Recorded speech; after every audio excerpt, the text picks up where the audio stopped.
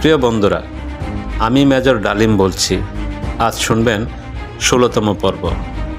বিয়ে তো হবে, কিন্তু নিম্মিকে কি করে ৩ নং সোহরাওয়ার্দী এভিনিউ থেকে বের করে আনা যায়? বাড়িটা তখন একটি বিশেষ নিরাপত্তাধীন দুর্গই বটে। সমস্ত ভিআইপি, ভিভিআইপিরা বাস করছেন সেখানে। তাদের নিরাপত্তার জন্য প্রায় ৩০-৪০ জন পুলিশ সার্বক্ষণিকভাবে পাহারায় মোতায়েন রয়েছে। তার উপর নিম্মির উপর রয়েছে কড়া নজর। বাড়ির বাইরে যাওয়া ওর জন্য নিষিদ্ধ। সর্বোপরি সে শারীরিকভাবে ভীষণ দুর্বল হয়ে পড়েছে।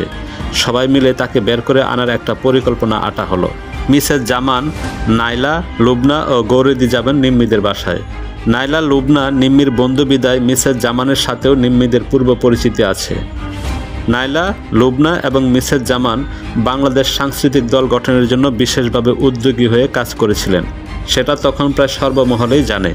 নিম্মি খ্যাতিমান ক্লাসিক্যাল নৃত্যশিল্পী, তাই সেও যাতে দলে যোগদান করে সেই অনুরোধ জানাবার উসিলায় যাবেন তারা।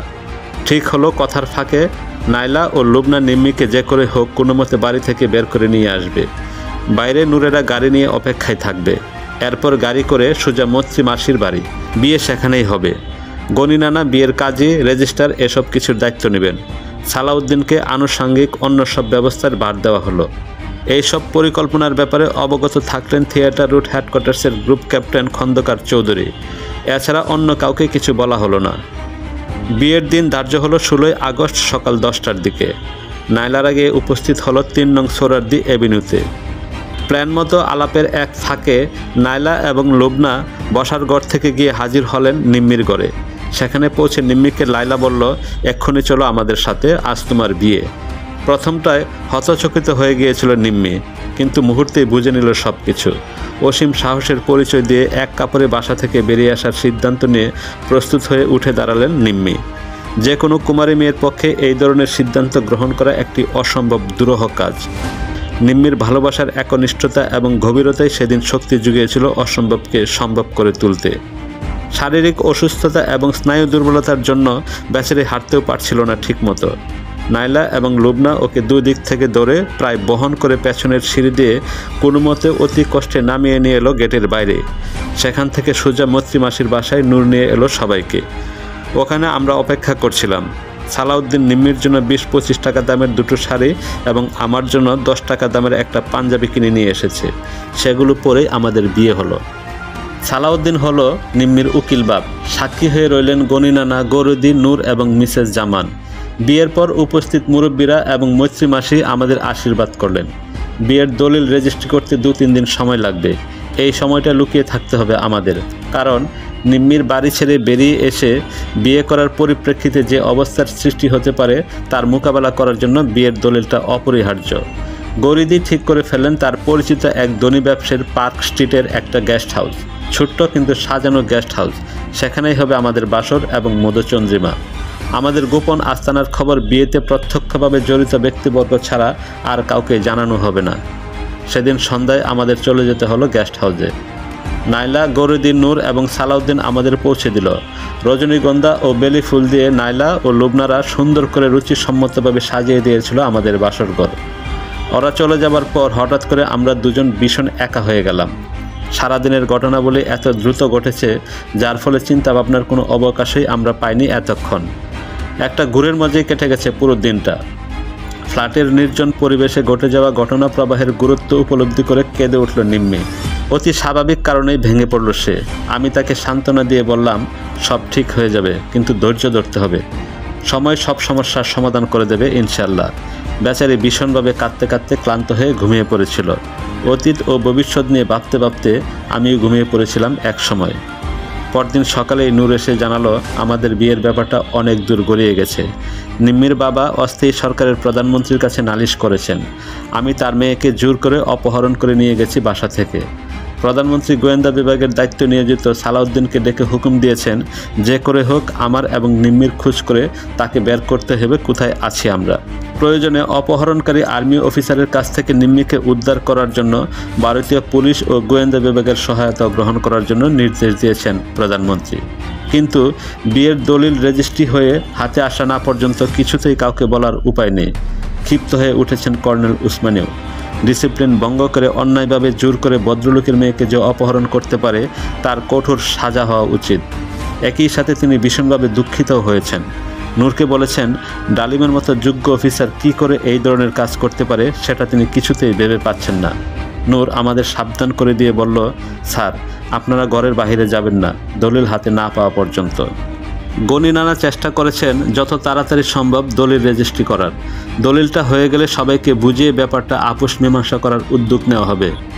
একবার স্থির করেছিলাম বাপ্পিকে একটা ফোন করে সব কিছু জানিয়ে ওকে বলি আমরা ভালোই আছি, কিন্তু নূরের কথায় সেটা করা সম্ভব হলো না। 19 তারিখ আমাদের হাতে দলিল পৌঁছে গেল।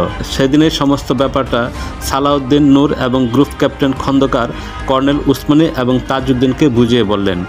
সমস্ত কিছু বিস্তারিত জানার পর জনাব তাজউদ্দিনকে সবাই অনুরোধ করে জানালেন ব্যাপারটার একটা মীমাংসা করে দেওয়ার জন্য। জনাব তাজউদ্দিন সেদিনই নিম্মির বাবাকে এবং আমাদেরকে ডেকে পাঠালেন থিয়েটার রোডে। নিম্মির বাবা পৌঁছার আগেই আমরা পৌঁছে গিয়েছিলাম সেখানে। জনাব উসমানী এবং জনাব তাজউদ্দিনকে সালাম করলাম দুজনে। তারা আশীর্বাদ করলেন। জনাব তাজউদ্দিন বললেন যা হবার তা তো হয়ে গেছে। জনাব চৌধুরীকে তিনি ডেকে পাঠিয়েছেন। তিনি এলে তার কাছে মাপ চাইতে হবে আমাদের দুজনকে, এতেই কাজ হবে। কারণ জনাব চৌধুরী শক্ত অফিসার হলেও মনটা তার শিশুর মতোই সরল এবং কোমল। অল্পক্ষণ পর জনাব চৌধুরী ও বাপ্পি এসে পৌঁছালো। নূর তাদের অভ্যর্থনা করে প্রধানমন্ত্রীর কাছে নিয়ে এলো। সেখানে কর্নেল উসমানীও উপস্থিত ছিলেন। আমাদেরকেও হাজির করানো হলো আসামির মতো। ঘরে ঢুকতেই জনাব তাজউদ্দিন গর্জে উঠলেন, কি করেছো তোমরা? এত বড় দুঃসাহস হলো কি করে? আমি মর্মাহত হয়েছি তোমাদের ছেলে মানুষের কার্যকলাপে। বিয়ে শাদী বাচ্চাদের পুতুল খেলা নয়। মুরব্বীদের আশীর্বাদ ছাড়া কেউ কোনোদিন সুখী হতে পারে না। জলদি তোমরা বাবার কাছে মাপ চাও। এরপর নিম্মির বাবাকে উদ্দেশ্য করে তিনি বললেন, চৌধুরী সাহেব, ওরা আপনার এই সন্তান, ভুল করে ফেলেছে না বুঝে। ওদের আপনি ক্ষমা করে আশীর্বাদ করুন। প্রধানমন্ত্রীর কথা শেষ হতে আমরা বাবার পায়ে হুমড়ি খেয়ে পড়লাম। নিম্মি কান্নায় ভেঙে পড়ল। ওতেই মুখ্যম কাজ হলো। মোমের মতো গলে গেলেন চাচা, মানে নিম্মির বাবা। নিম্মিকে জড়িয়ে ধরে তিনিও কাঁদলেন। আমাকেও টেনে তুলে বুকে জড়িয়ে ধরলেন। চাচার কাছে জানতে পারলাম খাল্লাম্মা মানে নিম্মির মা ভীষণভাবে আঘাত পেয়েছেন। নিম্মির বাড়ি ছেড়ে চলে এসে বিয়ে করায়। তিনি ভীষণ জেদী এবং তীব্র অভিমানী। তার রাগ না কমলে বাড়িতে আমাদের যাওয়া ঠিক হবে না। এতে হিতে বিপরীত হওয়ারই সম্ভাবনা। ঠিক হলো আরও কিছুদিন আমাদের গেস্ট হাউসেই থাকতে হবে।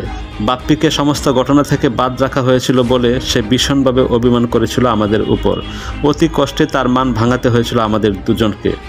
বাবা চলে যাওয়ার পর জনাব তাজউদ্দিন বলেছিলেন, দুজনে দুজনকে পছন্দ করে দুঃসাহসিকভাবে বিয়ে করেছ। এখন থেকে তোমরা দুজনেই হবে দুজনের অবলম্বন।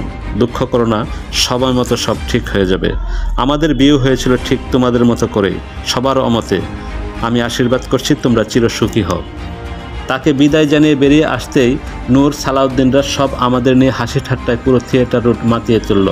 কর্নেল উসমানীও এসে যোগ দিলেন আমাদের সাথে। সবাই সেদিন একসাথে রাতের খাওয়া খেলাম। বিদেশের মাটিতে জীবনের একটি বিশেষ গুরুত্বপূর্ণ সন্ধিক্ষণে সেদিন জনাব Tajuddin, colonel Osmani, group captain Khandakar, captain Chowdhury, captain Salauddin, lieutenant Noor, মৈত্রমাসি, গৌরদী, গনি নানা, মিসেস জামান, নাইলা, লুবনা, জনাব আয়ুব, প্রীতিশ নন্দী, ডক্টর মুখার্জি, অনুরূপদা এবং ওদের মতো অন্য সবার কাছ থেকে যে উষ্ণ আন্তরিকতা এবং নিঃস্বার্থ ভালোবাসা ও সহযোগিতা পেয়েছিলাম সেটা জীবনে কখনোই ভোলা যাবে না। আমরা দুজনেই তাদের কাছে চিরঋণী হয়ে থাকবো সারা জীবন। এই কয়দিনে টেনশনে ঠিকমতো ওষুধপত্র খাওয়া হয়নি, ফলে চিকিৎসার বিঘ্নিতি হয়েছে। তার পরিণামে হাতের ব্যথা হঠাৎ করে বেড়ে গেল ব্যান্ডেজের নিচ থেকে। তাড়াতাড়ি ডক্টর মুখার্জির ওখানে আমাকে আবার নিয়ে যাওয়া হলো। হাতের অবস্থা দেখে তার মুখ কালো হয়ে গেল। তিনি বললেন, ঠিকমতো এই ওষুধপত্র না খাওয়াতে হাতে গ্যাংগ্রিন শুরু হয়েছে। এই পচনকে রোধ করতে হলে অবিলম্বে অপারেশন করতে হবে, তা না হলে পুরো হাতটাকেই কেটে ফেলতে হতে পারে। ডাক্তারের কথা শুনে সবাই ভীষণভাবে ঘাবড়ে গেলেন। আমিও ঠিক বুঝতে পারছিলাম না কি করা উচিত। আমি হাসপাতালে ভর্তি হলে নিম্মি একা একা ফ্ল্যাটে কি করে থাকবে। আবার সাহায্যের মুক্ত হাত বাড়িয়ে দিলেন ডক্টর গনি। নিম্মি আমার মেয়ে, ও আমার বাসায় থাকবে। তুমি এই নিয়ে চিন্তা করো না, আজই হাসপাতালে ভর্তি হয়ে যাও। গনি নানার কথায় কিছুটা আশ্বস্ত হলাম। পারমিতা বৌদি আমার ভর্তির সব ব্যবস্থা করে দিলেন পিজি হাসপাতালে। আমার অপারেশন করলেন ডক্টর মুখার্জি। গ্যাংরিং রোধ করার জন্য হাতের বিভিন্ন জায়গা থেকে কিছু কিছু অংশ কেটে ফেলে দিতে হয়েছে, তবু আল্লাহর রহমতে হাতটা বাঁচানো সম্ভব হয়েছে। ডক্টর মুখার্জি অপারেশন শেষে মন্তব্য করেছিলেন, আর কয়েকটা দিন দেরি হলে পুরো হাতটাই কেটে ফেলতে হতো। পরিবারের সবচেয়ে আদরের নিম্মিকে দেখে কষ্ট হয়। আমি বুঝতে পারি ভেতরে ভেতরে তার অন্তরে কত জ্বর বয়ে যাচ্ছে। বাড়িঘর, একান্ত আপনজন সবাই থাকতেও আজ ভীষণ একা। একটু আশ্রয়ের জন্য আজ তাকে এখানে ওখানে থাকতে হচ্ছে রিফিউজির মতো। তার উপর আমার শারীরিক অবস্থা নিয়ে ও বিশেষভাবে চিন্তিত। বাপ্পির কাছ থেকে জানতে পারলাম আমাদের চিন্তায় চাচা ভেঙে পড়েছেন। তিনি আমাদের এই মুহূর্তে বাসায় নিয়ে যেতে চান, কিন্তু খালাম্মা মানসিক অবস্থার কথা ভেবে তার কাছে কথাটা কিছুতেই উঠাতে পারছেন না জনাব চৌধুরী। অত্যন্ত স্নেহবৎসল খালাম্মা, তিনি নিম্মির উপর যে অভিমান করেছেন সেটা খুবই স্বাভাবিক, কারণ নিম্মি তার খুব আদরের। সেই নিম্মি এই ধরনের একটা কাজ করে বসবে সেটা তিনি কিছুতেই মেনে নিতে পারছেন না। তার বিশ্বাসের অবমাননা করেছেন নিম্মি, এটাই তার ক্ষোভের প্রধান কারণ। সব কিছু মিলিয়ে বাসায় একটা অস্বাভাবিক অবস্থার সৃষ্টি হয়েছে। এর সবটুকু চাপ পড়েছে নিম্মির মনের উপর। বেচারি সম্পূর্ণভাবে বিধ্বস্ত, কিন্তু বাইরে তার কোনো প্রকাশ নেই, পাছে আমি মনে কষ্ট পাই এই কারণে। শুধু আমার জন্যই বেচারি মুখ বুজে সব কিছুই মেনে নিয়ে স্বাভাবিক থাকার আপ্রাণ চেষ্টা করেছে। ওর ত্যাগ, সহনশীলতা এবং ভালোবাসার গভীরতা উপলব্ধি করে নিজেকে ভীষণ ছোট মনে হচ্ছিল। ভাবছিলাম ওর এই অসহায় অবস্থার জন্য আমিই দায়ী। অত্যন্ত স্বার্থপর মনে হচ্ছিল নিজেকে। মনে মনে ঠিক করলাম যেভাবেই হোক না কেন তাকে এই করুণ অবস্থা থেকে উদ্ধার আমাকে করতেই হবে। সপ্তাহখানেক হাসপাতালে থাকতে হলো। হাসপাতাল থেকে চলে আসার পর একদিন নিম্মিকে সঙ্গে নিয়ে সোজা গিয়ে উপস্থিত হলাম নিম্মিদের বাসায়। চাচা, বাপ্পি, মানু আমাদের দেখে আনন্দে জড়িয়ে ধরল। আমি বাপ্পিকে জিজ্ঞেস করলাম খালাম্মা কোথায়। বাপ্পি জানালো আজকাল তিনি বেশিরভাগ সময় তার নিজের ঘরেই কাটান, বের হন না খুব একটা, কারোর সাথেই তেমন কোনো কথাবার্তা বলেন না প্রয়োজন ছাড়া। সব শুনে আমি সোজা চলে গেলাম তার ঘরে। তিনি বিছানায় শুয়েছিলেন। আমাকে দেখে ভূত দেখার মতোই চমকে বিছানা ছেড়ে উঠে দাঁড়ালেন। কোনো কিছু বলার সুযোগ না দিয়ে আমি এগিয়ে গিয়ে তাকে এক হাতে জড়িয়ে ধরে শূন্যে তুলে ধরে বললাম, খালাম্মা আমাদের মাফ করেন, মাফ আপনাকে করতেই হবে। ঘটনার আকস্মিকতায় তিনি কিংকর্তব্যে বিমূঢ় হয়ে গিয়েছিলেন। নিজেকে সামলে নিয়ে হঠাৎ বলে উঠলেন, আরে পাগল ছেলে, কী করছো? হাতে ব্যথা পাবে যে। আমি আপনাকে নামাবো না যতক্ষণ পর্যন্ত আপনি আমাদের ক্ষমা না করেছেন, দৃঢ়তার সাথে বললাম আমি। উষ্ণতায় জমা বরফ গলে গেল নিমিষেই। মাতৃস্নেহের আকুলতায় তিনি আমাকে দু হাতে জড়িয়ে ধরলেন। তার চোখ বেয়ে ঝরছে অশ্রুধারা। ধরা গলায় জিজ্ঞেস করলেন, নিম্মি কোথায়? বললাম বসার ঘরে। আমাকে নিয়ে চলো। তাকে জড়িয়ে ধরে নিয়ে গেলাম ড্রয়িং রুমে। আমাদের দেখে সবাই অবাক। কী করে অসম্ভবকে সম্ভব করলাম সেটাই সবার চোখে প্রশ্ন হয়ে ফুটে উঠেছিল। নিম্মি প্রায় পাগলের মতো দৌড়ে এসে মাকে জড়িয়ে ধরে ডুকরে কেঁদে উঠল। আদরের নিম্মিকে বুকে ধরে আবেগের আতিশয্যে নিজেকে আর সামলাতে পারলেন না খালাম্মা। সব বাঁধ ভেঙে গেল। মান, অভিমান, রাগ সব ভেঙে গেল অশ্রুর বন্যায়। দুজনেই সে কি কান্না। আমরা সবাই নিশ্চুপ দাঁড়িয়ে থেকে মা ও মেয়ের অভূতপূর্ব মিলন দৃশ্য উপভোগ করতে লাগলাম। প্রিয় বন্ধুরা, এই ছিল আমাদের আজকের পর্ব। আগামী পর্ব শুনতে চাইলে প্লিজ চ্যানেলটিকে সাবস্ক্রাইব করে আমাদের সাথেই থাকুন।